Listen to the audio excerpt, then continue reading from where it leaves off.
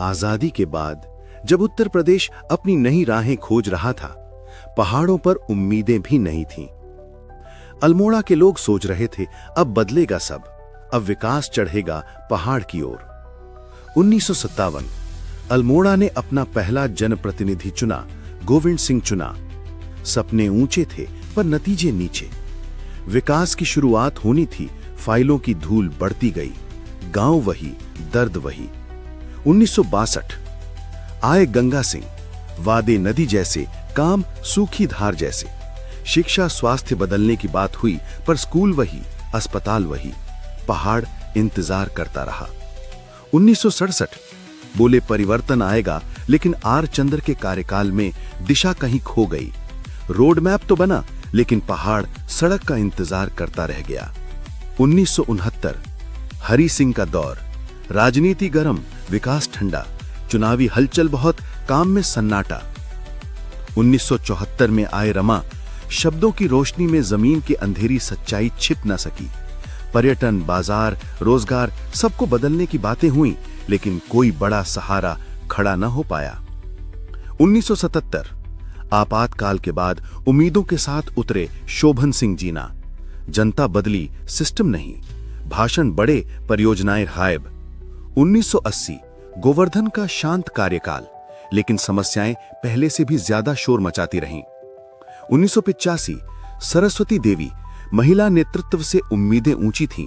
लगा कि अब संवेदनशील शासन पहाड़ की आवाज बनेगा, लेकिन राजनीति की रफ्तार पुरानी, काम धीमे, नतीजे गायब।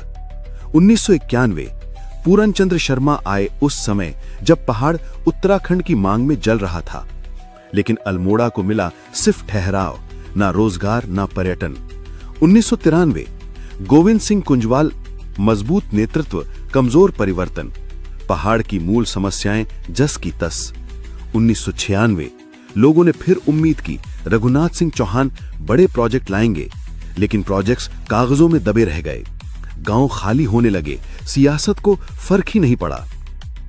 और फिर 2000 उत्तराखंड बना। पहाड़ बोला, अब हमारा राज्य, अब हमारा विकास।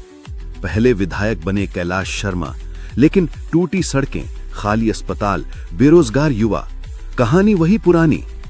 2007 और 2012 में कांग्रेस ने बीजेपी के खिलाफ बड़े बड़े दावे, ऊंचे ऊंचे भाषण चले और लोगों ने कांग्रेस के मनोज तिवारी को मौका दिया, लेकिन अल्मोड़ा को एक भी बड़ा रोजगार नहीं मिल पाया। विकास का ग्राफ सीधा सपाट। मनोज तिवारी के कार्यकाल में ऊर्जा तो भरपूर थी, लेकिन नतीजे कमजोर ही रह गए।